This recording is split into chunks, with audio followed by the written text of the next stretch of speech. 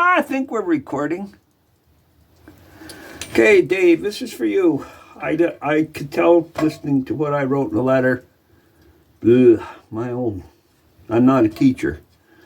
It's hard for me to tell people how to, an idea. This right here is Chaga. That's what I sent you.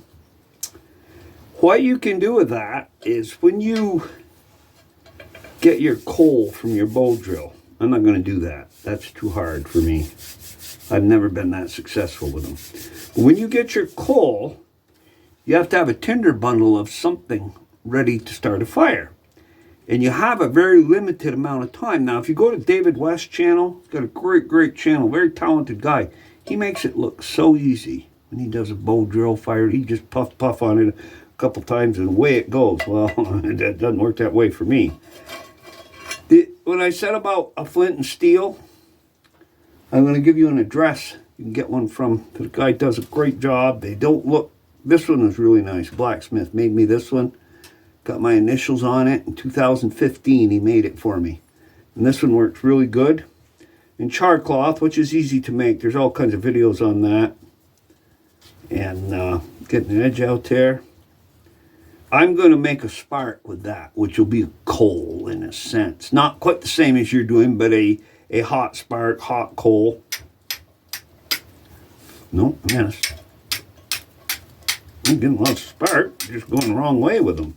Let's try putting it on the top. See what happens. This always happens whenever I turn a camera on. Nope, didn't get it. I cannot get one of these to go. I did this 3 or 4 times already. Not a problem. Took right off. And I may have to start over again because I don't want this video to go for several hours.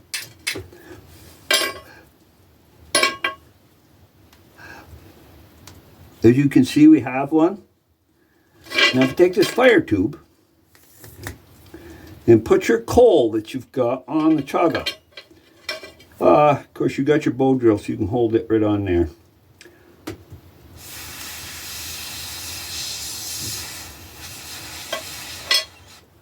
At this point, I can put that char cloth out because I no longer need it.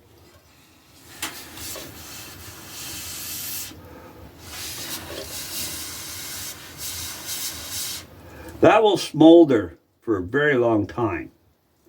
And you can actually, whoops, I thought I had that out.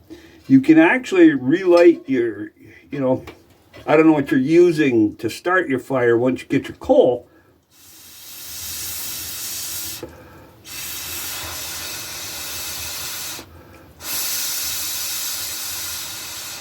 These are such a godsend.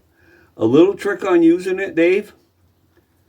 When you blow through it, then when you go to inhale, put your tongue over the end of it. And you don't suck your mouth full of smoke, make you cough. And you could use white cedar, is excellent tinder. David West always used pine needles. Picks them up off the ground. If you brought them in the house and dried them up here, they'd probably work fine. But the pine needles up here are too wet to do that with. And I hope that makes better sense for you. You can see, your coal would be long out now, but this will still go on working. And it certainly works has helped me doing flint and steel. And you can use it with your ferro rod.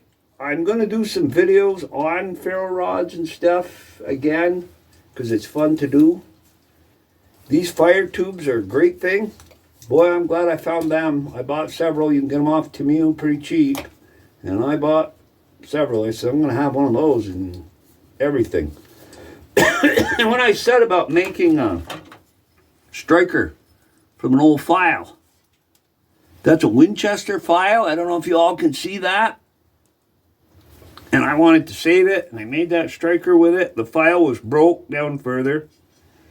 And that stuff is nasty in here.